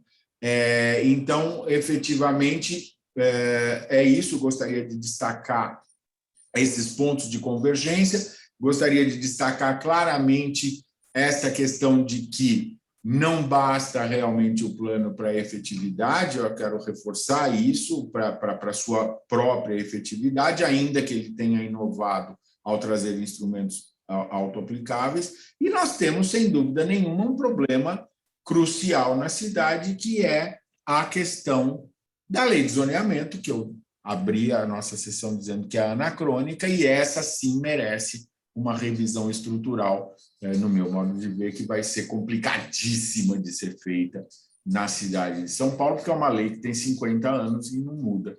Policy, por favor, brevemente, passo a palavra para o Nabil brevemente e abrimos a palavra, Beatriz. Já vi que tem umas 4 ou 5 pessoas inscritas. Não, na realidade, você é bem cirúrgico. Eu só acho que é impossível a gente fazer a revisão da lei de uso e ocupação do solo se não tivermos uma orientação muito objetiva nesse processo revisional intermediário, até porque a gente não estabeleceu a forma com que a gente faz a revisão ou que a gente apresenta a nova lei de zoneamento. Portanto, a gente pode aproveitar e deve aproveitar, sim, a revisão do plano diretor para criar as fórmulas muito objetivas, muito pactuadas, exatamente para a gente poder fazer a revisão, aí sim, da lei que chega e tangencia a sociedade, que é a lei de zoneamento. Se não, vira várzea. Se a gente não tiver uma lei muito objetiva, estabelecendo como que a gente faz a revisão da lei de zoneamento, vira várzea. Então, se a gente tem um propósito, talvez o propósito aqui está apontado. A gente tem que criar, nessa revisão intermediária, os instrumentos para fazer a revisão da lei de zoneamento e, na revisão de zoneamento, garantir essa efetiva participação das localidades, portanto, fazer surgir aquilo que foi realizado de maneira, na minha opinião, absolutamente incapaz de produzir transformação, que sejam os planos regionais, no final da primeira gestão do PT com a prefeita Marta, seja no final da gestão do prefeito Haddad com os planos das subprefeituras. A gente continua com uma baixíssima capacidade de realização desse planejamento local. A gente consegue fazer esse planejamento da cidade, ele não chega ao território, ele não chega ao cidadão, e o cidadão não vê o que ele contribuiu dentro do plano, seja o plano local, seja o plano regional, seja o plano da cidade. Então, talvez a revisão intermediária possa criar os instrumentos reais de participação ativa desse processo revisional da lei de zoneamento. Obrigado, Policy. Nabil, alguma consideração final? Abrimos a palavra. Não, eu concordo em parte com o Policy. Eu acho que o plano diretor já tem diretrizes para a lei de ocupação do solo. Inclusive que ela deveria ser feita de maneira concomitante com planos regionais, como foi feito em 2002, 2004, né? Eu quero destacar que tem muito diferente o processo do plano regional de 2002 a 2004, de 2014 a 2016, é muito diferente. A lei de 2004, ela foi feita a partir do debate local, certo? Do meu ponto de vista, como eu falei, com uma baixa coordenação central, que deveria ter sido maior, mas ela foi... o planejamento local, pelo menos o que diz respeito à lei de ocupação do solo, aconteceu, certo? Em relação a outros aspectos, eu concordo que não foi para frente, os outros até porque em 2005 as subprefeituras perderam o protagonismo que se esperava que viessem a ter, né? Então, agora eu acho que nós concordo que é muito difícil fazer uma revisão da lei de ocupação do solo, né? E acho que também pode virar uma várzea. Concordo com o Policy, mas não acho que isso vai deixar de ser por conta do... Claro que pode se pactuar, né, um processo de mudança da lei de ocupação do solo. Isso precisa ser pactuado. Se a gente quiser chamar essa pactuação como revisão do plano diretor, tudo bem. O problema é que na hora que se abre a revisão do plano diretor, por mais que a gente diga que ela é restrita, que ela é intermediária, etc., está em discussão os seus 393 artigos. Tá certo? Quer dizer, qualquer um pode ser mudado na última hora na Câmara por uma emenda de um vereador. O Poli sabe muito bem disso. Pode ser virado por um substitutivo de última hora que é aprovado pelo Congresso de Comissões, como aconteceu em muitos casos recentemente. E, então, a gente, né, não dá para a gente falar assim, vai ser restrito, Nabil, vai ser intermediário. Sim, Nabil, mas aí a gente não vai permitir nenhuma revisão nunca? Isso não é estranho. Não, mas espera lá. Não, eu acho que tem momentos que sim, tem momentos que devem se fazer, e acho que... Mas não sei se o momento mais oportuno necessariamente é esse. Agora, tudo bem, se quiser fazer, vamos fazer. Eu acho que nós vamos atrasar outras coisas que são mais importantes. Mas, muito bem. Se quiser fazer, façamos agora. Muito bom, brigadíssimo, Pólice, obrigado, Nabil. Eu vou passar o comando aqui da operação para a Beatriz, que já está com uma lista de inscritos. Eu vou pedir realmente para todos serem muito breves, porque nós temos 45 minutos de debate e para que possamos ampliar a participação de todos os presentes. Obrigado. O primeiro inscrito é o Dr. Cláudio Frederico, com a palavra, por favor. Eu agradeço a tudo que o Walter, Nabil e Pólice falaram. Eu acho que foram todos muito brilhantes. Para ser rápido, eu vou passar imediatamente ao seguinte ponto. Eu vou me concentrar em 2 pontos. Em primeiro lugar, a sensação que se tem ao se procurar sempre aprimorar o planejamento é que o planejamento depois vai estar interligado eficientemente com o motor e a direção do carro. Mas a minha sensação é que não há ligação nenhuma. Eu estou exagerando, talvez, para dar ênfase, é o meu jeito. Mas, assim, sabe aquelas comédias do cara que o volante sai na mão e ele está despencando ladeira abaixo? E a sensação que se tem é que, ao a gente dar primeira prioridade em melhorar a qualidade do plano diretor, no fundo, ele surte muito pouco efeito na ponta. O cara que vai no posto de saúde para ser atendido, ele não tem a menor ideia qual a ligação entre o plano diretor e nem vê essa ligação. Aliás, quando o médico não vai e ele volta para casa, pior ainda. Então, falta uma máquina pública subplano diretor que esteja coerente com o plano diretor e que seja lá na ponta perceptível pelo cidadão de que valeu a pena aquela discussão do plano diretor. Então, falta uma ligação melhor do que barbante entre os planos e as execuções, né? E falta transparência suficiente para que as pessoas possam sentir os benefícios daquilo. O segundo ponto é o seguinte: a primeira sensação já de descolamento é a seguinte: a prefeitura segue o plano diretor? Quer dizer, assim, o que eu quero dizer com isso é o seguinte: a prefeitura investe em centenas de escolas, hospitais, postos de saúde, obras e etc. Elas estão coerentemente organizadas para que o espaço geográfico da cidade forme bons núcleos de, vamos dizer assim, polos múltiplos adequados? Ou porque eu fui secretário de Serviço de Obras, ou é a política de cada secretaria determinando que a escola é aqui, a creche é lá atrás daquele morro, o hospital é lá atrás, enfim, não há a formação que antigamente as cidades tinham de que o investimento público nucleava os centros de interesse, os centros de investimento. E o interesse privado vinha atrás, quer dizer, seguia atrás. Não é assim. É o interesse público correndo atrás daquilo que já foi feito pelo interesse privado. É isso que eu tenho, os 2 pontos que eu tenho a destacar. Obrigadíssimo, Cláudio. Obrigada, Cláudio. Por gentileza, agora, Eduardo Delamana com a palavra.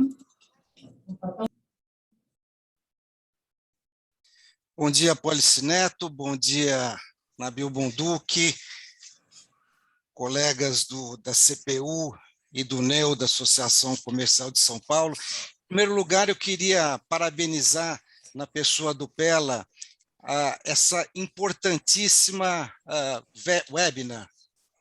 Eu acho que ela foi muito rica, tá? E queria imediatamente entrar em 2 pontos que foram abordados pelo Nabil e pelo Pólice Neto. O professor Flávio Vilaça cansou de produzir textos e mais textos falando da ilusão do plano diretor como panaceia. O Nabil coloca com bastante precisão que esse plano diretor ele avança quando, de fato, ele mostra a importância da instituição, de fato, de um sistema de planejamento. Plano diretor não funciona sozinho. Se nós continuarmos a acreditar que o plano diretor vai resolver os problemas da nossa cidade, nós continuaremos iludidos. O que tem que funcionar bem é o sistema de planejamento. No entanto, o plano diretor de 2014, apesar dos avanços, ele continua não sendo estratégico, porque ele só responde aquelas 3 questões de sempre: o que fazer, por que fazer e onde fazer. E ele não responde outras 4 importantíssimas perguntas, que é como fazer, quando fazer, quem irá fazer e com que recursos faremos. Tá? Ao responder essas questões, nós estamos, de fato, contribuindo para que um sistema de planejamento municipal realmente seja efetivo. No entanto, pela ausência da operacionalidade desse sistema de planejamento, pela total desarticulação dos nossos planos e das nossas políticas públicas setoriais, eu creio que nessa revisão nós poderíamos colocar o plano diretor como um organizador desse sistema de planejamento também. Então, imagino que se nós conseguirmos apresentar caminhos para essas 4 outras, para darmos resposta para essas 4 outras perguntas, realmente nós estaríamos contribuindo bastante na aprimoração desse plano diretor. Eu repito, é importante a gente responder o como fazer, quando fazer, quem irá fazer e com que recursos faremos. Obrigado. Obrigada, Delamana. Neuza Aparecida, por gentileza, com a palavra.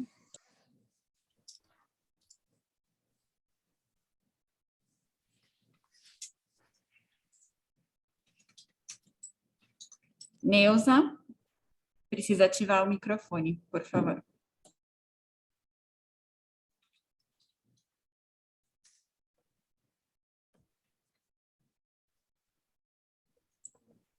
Precisa só clicar ali no microfone para... Pronto. Ok. Bom dia. Eu agradeço a oportunidade. Gostaria também de parabenizar toda a organização e todas as colocações dos amigos presentes. Vou fazer uma colocação rápida. Eu sou da Distrital Sudoeste da Associação Comercial, sou conselheira. Sou uma apaixonada pela nossa cidade e observo com muita atenção as coisas que eu vejo todos os dias. E cuido muito aqui para a minha rua, né, que a gente procure melhorar sempre para todos que moram nela. E o que eu tenho visto, eu concordo com todas as colocações do vereador Pólice Neto, quando ele diz que as leis não estão ao alcance de todo mundo, de todas as pessoas. Quando você procura as leis e tenta entender, você esbarra na blindagem que os órgãos públicos têm para o cidadão comum. Então, quando chega um Ministério Público com alguma intenção, alguma petição, você não chega lá, você precisa de um advogado, de uma autoridade para conseguir chegar. E simplesmente hoje tem a tecnologia onde você faz tudo pelo e-mail, pela internet. E a resposta que vem de lá é simplesmente indeferimento. E você não tem como reagir a isso. É frustrante para qualquer cidadão que paga impostos, que vê a ilegalidade o tempo todo presente no bairro e as coisas que estão acontecendo, e você não tem a quem recorrer. Tem, mas a resposta demora para vir, quando vem, já passou o tempo, a construção já está feita, completamente ilegal, e aí você não tem mais como retroceder. O que eu enxergo na minha pequena visão, porque eu não conheço a cidade toda, mas a subprefeitura é um braço importante desde que ela funcione. Então, só vou citar um exemplo para vocês entenderem do que eu estou falando. Há 8 anos atrás, numa região aqui do Sudoeste, Nós temos mais de 8 subdistritos aqui, dentro da Distrital Sudoeste. Existe um empreendimento imobiliário belíssimo, um projeto maravilhoso, mas que o IBAMA foi lá e não permitiu que fosse construído, porque tinham muitas árvores e tal, e não permitiu. Isso gerou prejuízo para as pessoas que já tinham comprado apartamento, mas a construtora acabou saneando ali o problema e tudo bem. Há 10 dias atrás, eu passei por esse local e vejo lá uma invasão. Em um dia, tinha 2 barracos. Hoje já tem mais de 36. Cadê o IBAMA para impedir isso? Aqui não pode ser construído. Então, a sensação de fracasso é gigante. Quanto às leis, existem, eu sou totalmente a favor do plano de ter trabalho, moradia e igualdade social e tal, mas isso está ocorrendo com um abuso extraordinário dessas construtoras que querem construir qualquer coisa em qualquer lugar. E o nosso amigo aqui, na verdade, colocou de uma forma brilhante justamente essa falta de integração das subprefeituras com a região, entendendo bem onde, quando e como fazer. Hoje nós temos ali um espaço maravilhoso, que é a chácara do Jockey Club, que foi do Jockey Club, que está completamente abandonada, e tem uma ilusão de que existe ali um parque comunitário e as pessoas usufruem daquilo. Ali é tanto descaso que existem armadilhas perigosíssimas para as pessoas que frequentam lá. Mas aonde estão as leis? Aonde estão as pessoas que são obrigadas a cumprir a lei? Elas têm olhos vendados para isso, né? Então, eu digo assim, que essa reunião, esse bate-bola, é super importante para que a gente aprenda a se posicionar e a gente saiba aonde recorrer. Porque a própria subprefeitura, ela defende essa invasão de construções ilegais que não respeitam as leis. Se existe uma lei de 120 dias para a liberação de um alvará que não é cumprida nesse prazo, mesmo porque não tem tempo hábil para cumprir, existe uma outra lei que diz, se a subprefeitura não contestar até 120 dias, a pessoa pode iniciar a construção. E aí, depois que construiu, acabou, ninguém vai lá derrubar. Estando essa construção dentro da legalidade ou não, dentro dos parâmetros de segurança ou não. Ana Neuza, eu acho obrigada, mas vou pedir para a senhora concluir, por gentileza. Eu agradeço, é isso, não gostaria de tomar mais tempo. Muito obrigada, bom dia. Obrigada pela contribuição. Mônica, por gentileza. Vou pedir para as falas serem breves, se até a 2, 3 minutos, para a gente conseguir ter o retorno dos convidados e o debate. Mônica.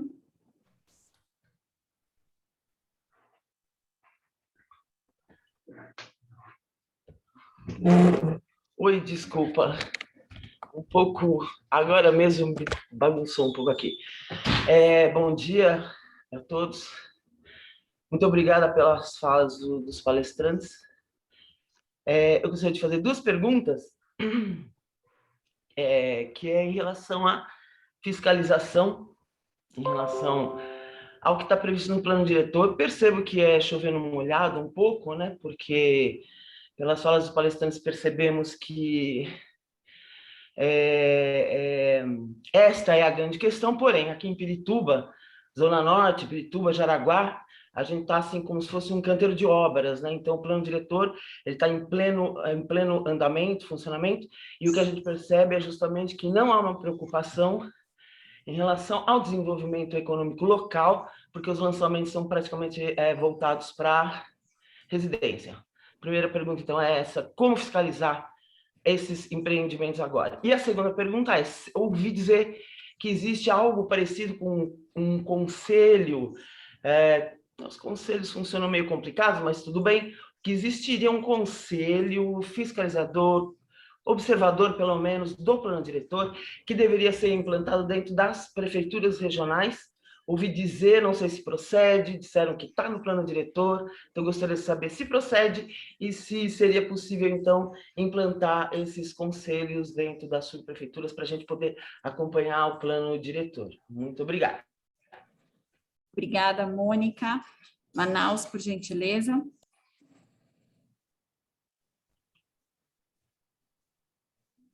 Está me ouvindo? Está ok? Bom, eu gostaria de início saudar a reunião, Caldana, Pella e a presença de velhos conhecidos como o Pólice e o Nabil. Eu estou ouvindo as participações e a gente chega a um ponto, depois de participar de vários planos diretores, ficar, digamos, tipo, já foi citado aí o Flávio Vilaça, e já ouvi também de outros profissionais de planejamento, pensando que o envolvimento de grande parte do esforço intelectual dos planejadores, desde há muitos anos, estão voltados para instrumentos que eu concordo com a crítica do Nabil, que tem a sua pretensão muito limitada no que diz respeito à solução dos grandes problemas. Aí eu recupero uma pergunta que eu faço a todos os palestrantes, que é uma pergunta que foi colocada lá em São Bernardo do Campo, quando eu ainda era novo, né? E que um professor de administração pública me colocou. Ele falou: Manaus, sabe qual é o maior problema na administração pública? É saber o que queremos. O que a gente quer, afinal de contas? A gente esquarteja a legislação, a gente confia que desse imbróglio de leis, decretos, saia uma orientação. E aqui eu estava me perguntando se não é o caso de a gente pensar numa engenharia reversa de legislação. Porque a gente se perde, como dizia o pessoal lá do Peru, né? Se vai pelas ramas, mas não vai no tronco e na raiz. Então, eu acho que falta a gente, ao avaliar os objetivos gerais que nós queremos com os planos, avaliar de forma reversa, desde a ponta, porque se faz muito plano preocupado com investimento, mas não se pensa em operação, não se pensa como a coisa vai funcionar. Então, a gente fica fazendo joguinho de casinha e até dizer o seguinte: o que a gente quer fazendo? Operação urbana, em que nível, em que escala? O que a gente quer proibindo, estabelecendo taxa de ocupação, fachada ativa ou não? O que se pretende, o que se conseguiu até hoje? Tem uma avaliação disso? Em vez, eu acho que a gente ficar criticando só o plano diretor, acho que tem que expandir o nível de entendimento e de alcance para a operação e uma visão reversa, que parta desde o munícipe até chegar no instrumento legal que a gente quer. Essa é a questão que eu deixo para os palestrantes. Agradeço a todos, um abraço a todos os colegas do NEU, né, e da Associação Comercial. Obrigada, Manaus. Vamos para o último inscrito para perguntas. Mauro Cagliari, por favor. Bom dia, Nabil, bom dia, Pólice, bom dia a todo mundo. Brevemente, eu queria ouvir a opinião de vocês sobre descentralização. Talvez do plano diretor até hoje, uma das coisas que a gente viu crescer muito no mundo foi essa história do conceito da cidade de 15 minutos, né? Talvez seja até uma marca meio exagerada de marketing, né? Mas ela tem a ver com isso, com você poder ter uma vida próxima da sua casa, com descentralização. Eu queria ouvir de vocês o que pode ser a grande razão para a gente não ter implantado, mesmo em diferentes correntes de governo, de ideologias diferentes da prefeitura, uma efetiva descentralização. O que faz com que seja tão difícil aumentar o orçamento e aumentar a participação? Isso tem a ver com uma briga possível com a Câmara dos Vereadores, que se sentiria talvez menos poderosa. Isso tem a ver com uma dificuldade real de de governo ou é apenas uma falta de condição de implantação? Obrigado.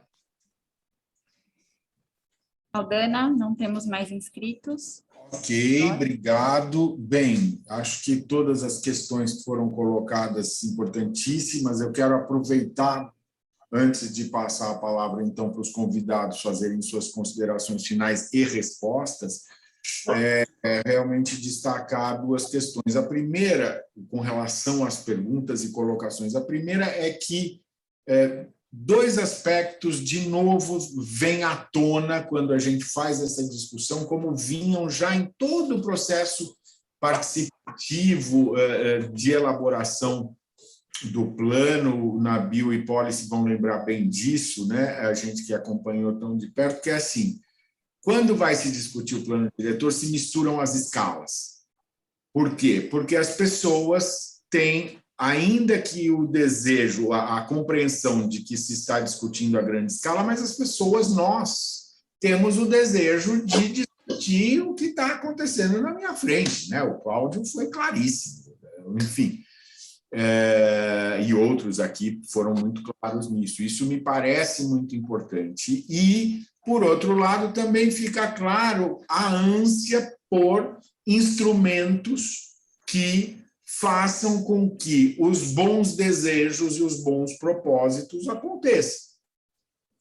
E aí eu encerrei a minha intervenção, provocação final, falando que nós temos uma discussão de instrumentos, nós temos uma discussão de governança e nós temos que focar na compreensão de que nós precisamos trabalhar instrumentos de governança. E isso passa necessária e obrigatoriamente pela descentralização e pela aproximação de todo o marco regulatório, a começar do plano diretor, da escala humana e da escala das pessoas. Muito bem. E não apenas o plano diretor. Eu acho que isso aqui ficou claríssimo para todos nós de uma forma brilhante. Então, eu passo a palavra para os nossos convidados especialíssimos, um pouco nessa linha. Quer dizer,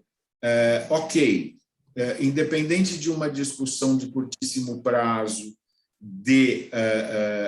da revisão, mas do ponto de vista estratégico, como foi aqui já colocado por vários, praticamente todos os intervenientes, qual o próximo passo? Como a gente descentraliza, como a gente tem instrumentos eficazes, e esses instrumentos nascem da lei orgânica e do plano, o sistema é oriundo dessas duas peças ou não? Essa acho que é uma questão aí que a gente poderia avançar, e eu passo então a palavra para o Nabil, para o Policy. Na verdade, passo a palavra para a Beatriz. Obrigado, Beatriz. Imagina, Policy, por gentileza, suas considerações. Eu acho que o plano que dirige a cidade, ele tem que dar conta de organizar esse sistema de planejamento, porque senão a gente está falando de algo que está em cima do plano, que organiza o próprio plano, né? Então, aí não dá para a gente pensar. Então, sem dúvida nenhuma, o plano que dirige a cidade tem que organizar o sistema de planejamento. Então, não dá para a gente pensar em outra legislação que vai fazer isso. Então, o nosso plano diretor tem que dar conta do sistema de planejamento. E aí isso responderia de maneira muito objetiva duas boas provocações aqui colocadas. Uma de maneiras distintas, mas foram colocadas pelo Manaus, e aqui deixo um abraço forte ao Manaus, e o Eduardo Delamana deixa um abraço também para ele.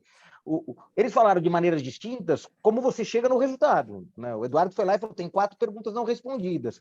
O Manaus falou o seguinte, não pode inverter a fórmula com que se pergunta, né? A gente não pode fazer inversão da legislação, né? A partir do resultado produzir o processo, que é um pouco responder o como, quando, quem vai fazer e quem vai pagar, né? E aí a gente tem um outro problema, os nossos planos, eles nunca precificaram aquilo que precisa ser realizado durante aquele período e quem faz. Eu contei para o Nabil que eu tive a cautela, a primeira vez que cheguei aqui na Câmara em 2005, colocar em números todas as hipotéticas obras públicas que estavam naquele plano diretor e da lei de parcelamento, portanto, no conjunto aprovado em 2002 e 2004. Tinha quase R$1 trilhão.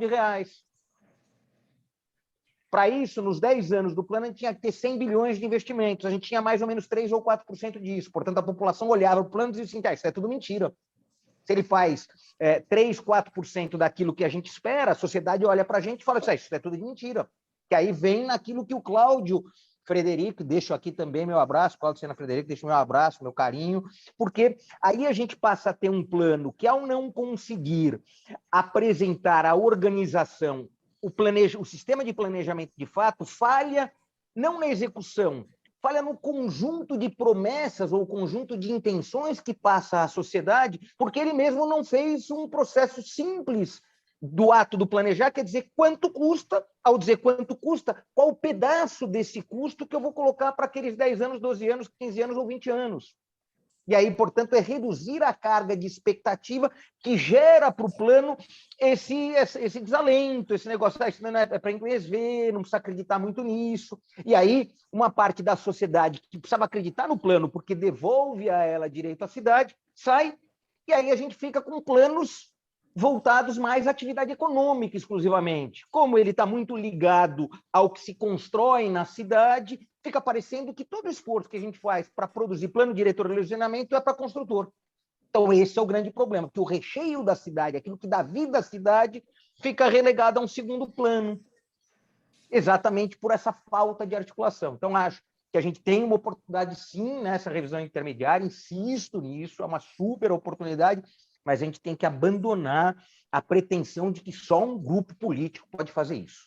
Essa é uma questão que, para mim, está vencida. Eu acho que a gente tem que entregar para o prefeito que está, com a equipe que está, com todo o monitoramento da sociedade, do Ministério Público, do Judiciário, mas a gente tem que dar o direito àqueles que foram legitimamente eleitos de fazer os processos revisionais, porque é assim que a democracia impõe. Eu acho isso muito, mas muito importante, né? Permitir que Ricardo Nunes e a equipe dele façam a liderança desse processo, respeitando, ou melhor, não é respeitando, sendo orientados pela sociedade. Eles podem liderar o processo, apresentar as formas, mas quem realiza isso é a sociedade que se organiza e ocupa o seu espaço. Em especial, aquela que faz recheio para a cidade, né? Aquela que precisa, de fato, isso que o Nabil falou com muita precisão, que é a redução das desigualdades, não virão da aprovação da lei, por óbvio, todos nós sabemos disso.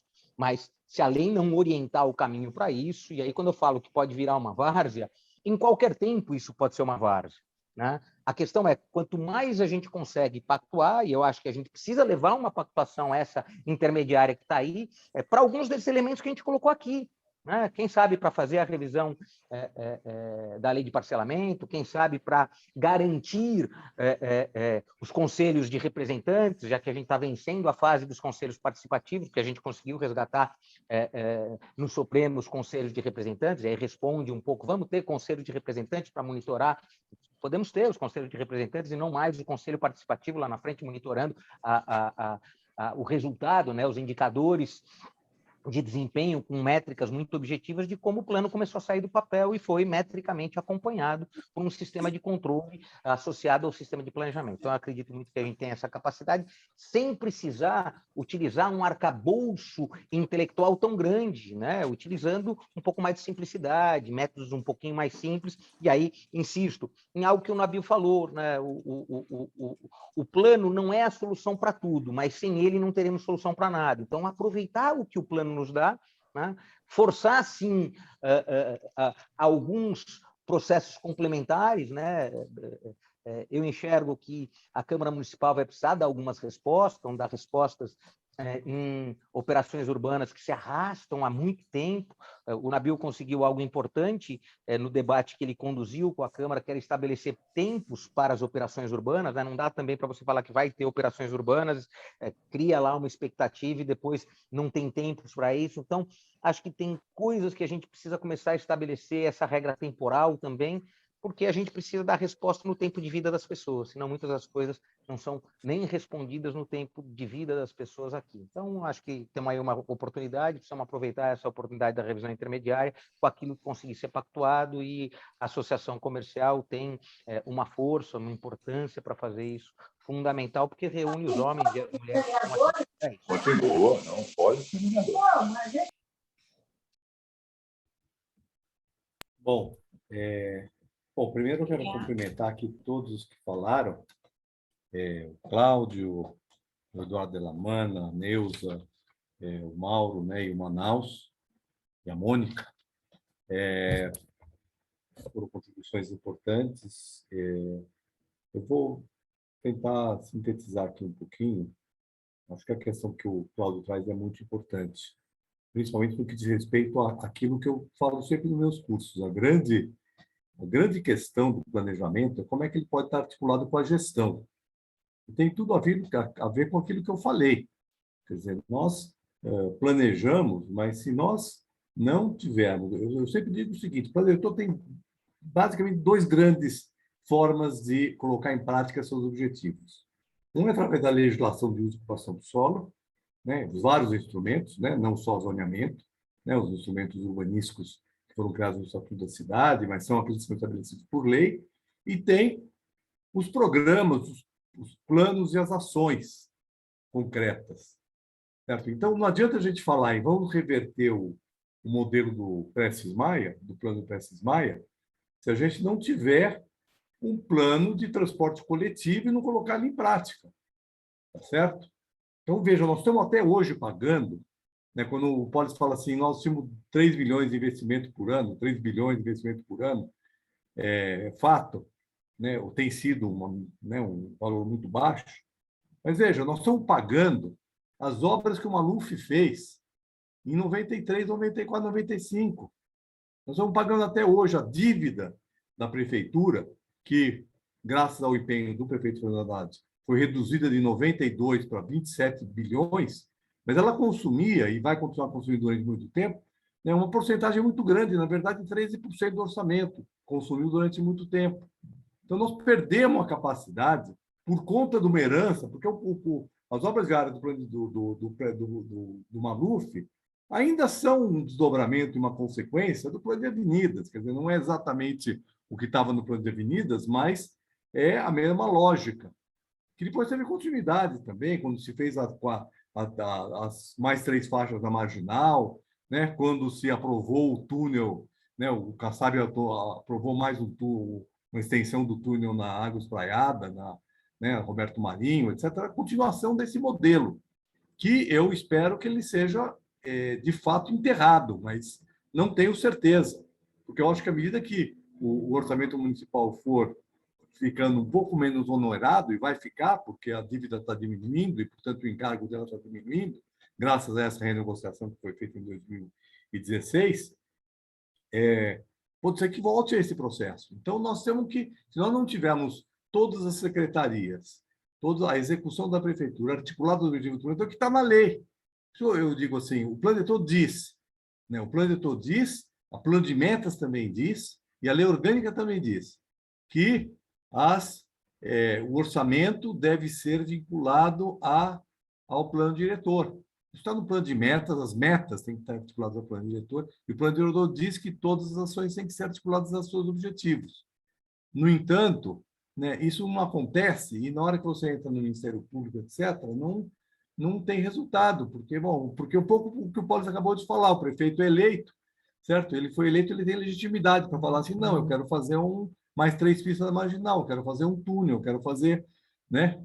Eu quero mudar uma coisa que é estrutural, que é diretriz.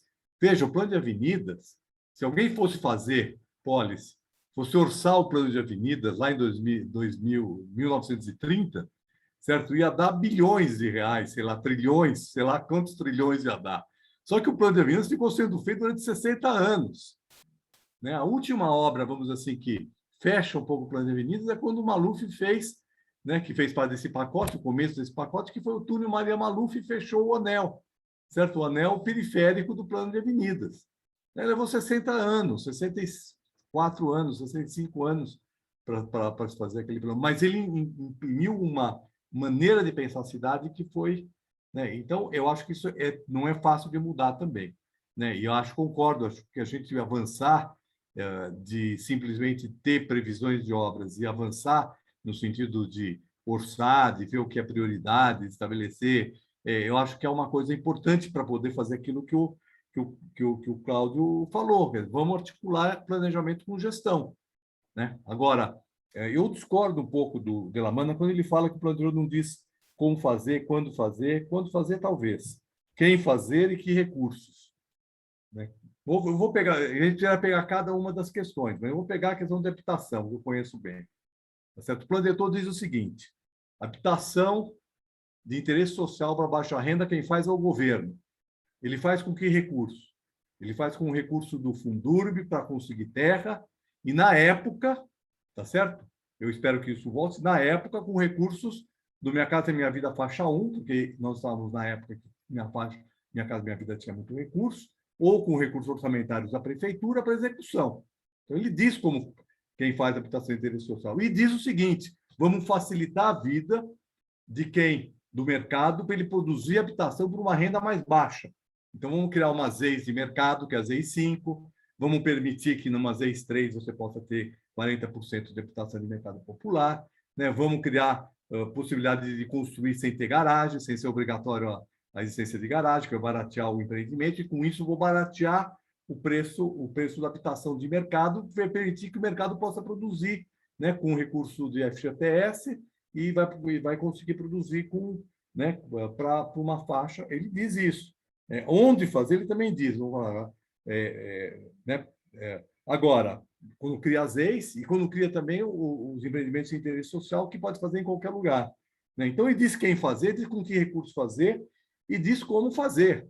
Agora veja, para cada setor, nós temos que ver como que isso se aplica, né? Então, por exemplo, quando se estabelece no plano diretor uma diretriz, né, que é a diretriz de vamos levar emprego para a periferia, ele diz o seguinte: o governo tem que fazer um plano, tá certo? Um plano de desenvolvimento econômico. Nesse plano tem que identificar quais são as carências de infraestrutura, e, é claro, e cria um instrumento. O recurso do Fundurb, né, ele está colocado que ele tem que ser, um dos objetivos dele, além de habitação e mobilidade, reduzir as desigualdades e, portanto, levar para a periferia, os lugares que são vulneráveis, que o plano diretor estabelece qual é a macrozona, né, de vulnerabilidade social, levar os recursos para lá, que são recursos auferidos do processo imobiliário, do Fundurb, portanto, que são auferidos nas zonas de maior densidade econômica, de maior interesse do mercado,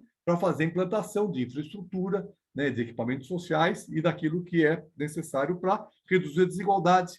Porque nós só vamos, uma cidade do tamanho de São Paulo, nós só vamos aproximar, que é um outro objetivo, aproximar a habitação de emprego, não é só produzindo habitação bem localizada, certo? É qualificando a periferia, fazendo com que ela possa ser um lugar onde as pessoas possam ficar, trabalhar e estabelece a lógica disso. Porque na hora que você pensa os eixos de estruturação, os eixos, né? Também eu não concordo com quem falou, acho que foi até o Pólice que falou, que na periferia não tem área de adensamento. Tem muitas áreas de adensamento na periferia.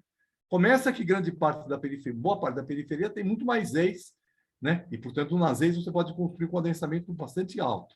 Segundo, os eixos de titulação, né, eles começam no centro e vão até a periferia, onde você tem adensamento. Então, qual é a ideia, né, que está presente ali? É que você vai ter um adensamento nos eixos de transporte coletivo, tanto nas áreas mais centrais, onde ele já acontecia, né, como na área periférica. Claro que aí o mercado vai ter que, né, atuar, aí é o mercado que atua, e você vai criar nessas regiões uma outra coisa que está na estrutura da parte de desenvolvimento econômico, vai criar os polos de desenvolvimento econômico, que é diferente. Uma coisa são as áreas de desenvolvimento econômico, como o Jacopêssego, e a outra são os polos de desenvolvimento econômico ao longo do sistema de transporte coletivo de massa. Então, no entorno do metrô, no entorno dos corredores de ônibus, né, você vai ter ali uma densidade de atividades comerciais e de serviço que podem criar condição, né, para o que o Mauro falou aqui, da cidade de 15 minutos. Nabil, só para contribuir, na realidade, o que eu falei é que a maior parte destes eixos periféricos eles continuam congelados. Né? Por quê? Porque eles estão previstos e não estão liberados. Então, a gente passou esse período inteiro com todos eles. Eles existem, mas não existem. A realidade é isso. Sim, vamos dizer assim, uma boa parte deles sim, mas outros não. Eu tenho o eixo em São Miguel, em Hermelino Matarazzo, no Itaim Paulista, no Jardim Helena, no Itaquera, em Guaianazes, né, ao longo... 87% deles estão congelados. 13 estão liberados. Bom, isso a gente pode depois calcular para ver todos os eixos do sistema ferroviário, do metroviário. Agora, veja, se a prefeitura leva 8 anos e não faz nenhum corredor de ônibus que está previsto, tá certo? Então, aí nós vamos entrar na questão que foi levantada pelo Cláudio. O descolamento da gestão e do planejamento de gestão. Quer dizer, planeja fazer um corredor de ônibus e, de fato, não faz.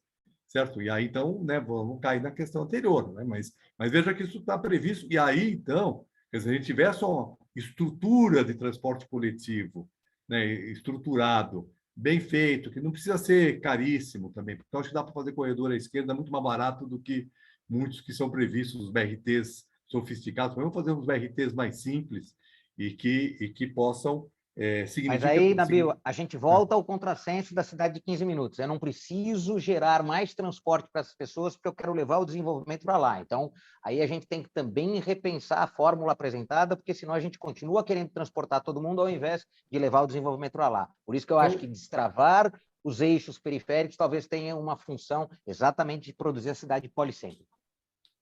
Veja, mais ou menos, porque embora a gente tenha que ter... Veja, eu acho maravilhoso eu ter uma cidade de 15 minutos à minha volta, mas eu também acho maravilhoso, certo, pegar um metrô, certo, numa metrópole como São Paulo. A metrópole precisa ser conectada. Eu não quero criar também guetos, né, uma somatória de pequenas cidades de 15 minutos. Eu estou numa metrópole, então eu quero ter o cara que vai poder vir no Teatro Municipal, que vai poder ir no Centro Cultural São Paulo, que vai poder frequentar um shopping que não fica a 15 minutos da casa dele, tá certo? Ou um outro equipamento qualquer, porque isso faz parte de uma metrópole, né? Então, eu acho que nós temos que combinar. Então, eu acho que combinar as duas coisas é fundamental, né? E também nós não vamos reverter, nós temos que olhar no horizonte dos 60 anos do plano de avenidas, certo? Nós não vamos fazer isso tudo, né, num prazo curto. Então, as coisas vão combinar. Eu vou ter gente que possa trabalhar perto de casa, mas não vai ser todo mundo que vai trabalhar perto de casa o tempo todo, porque eu não vou desmontar a cidade e remontar uma outra no lugar da que tem. Né? Mas o que eu não posso é fazer o que está acontecendo, que a Mônica falou aqui de Pirituba, né? Onde, então, né, todos os empreendimentos são só residenciais, não está pensado o uso misto desses empreendimentos. Bom, e aí é uma discussão longa, a gente já está aqui né, Caldana, você falou que tinha que acabar meio dia e meio, né? Mas essa discussão é longa e é importante a gente poder fazer. Né? Eu só não queria deixar de falar o seguinte: eu acho que o Manaus tem razão, né? Mas para isso a gente tem que pegar cada instrumento e discutir. Né? Eu acho que a nossa lei de usurpação do solo tinha que pensar de um jeito um pouquinho diferente do que ela tem pensado. Ela pensar muito mais em tipologias de ocupação, certo?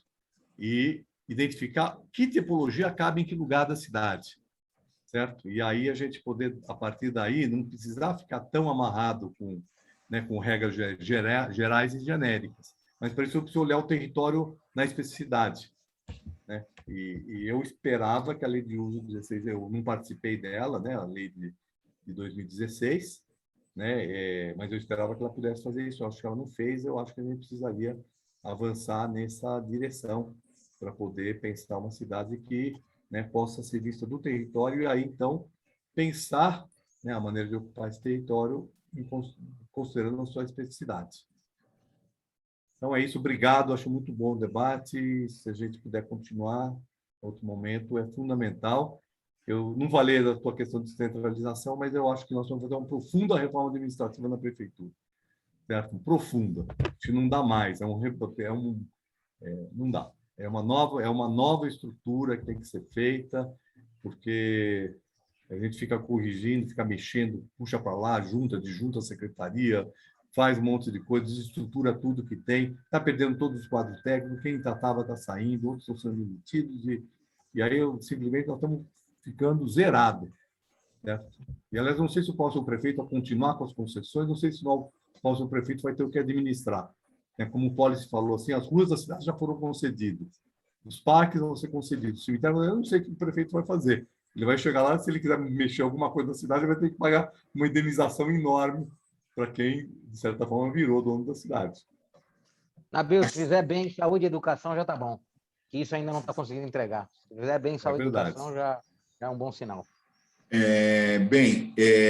Nabil, Policy, muito obrigado. Acho que foi muito acima das nossas expectativas, altíssima qualidade. Nabil, você já deixou aí plantado cenas para os próximos capítulos, que é a questão da reforma administrativa. Indiscutivelmente é um tema que a gente vai precisar mergulhar com profundidade, carinho e radicalismo, porque, de fato, é o que vocês colocaram, enfim. Né?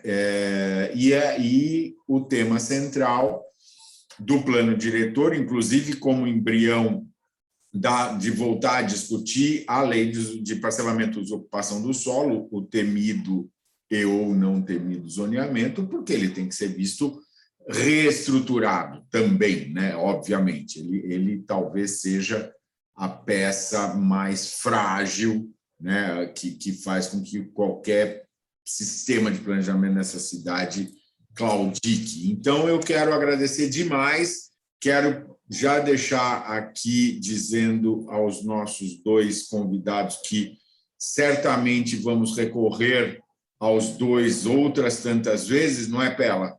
Para nos auxiliar aqui em debates dessa qualidade, dessa profundidade, a cidade que já deve tanto aos dois, e vamos fazer com que tenhamos aqui esse espaço de aprofundamento. Então, Pela, 12h34, quase suíço, a palavra é com você, fica à vontade. Aldana, muito obrigado.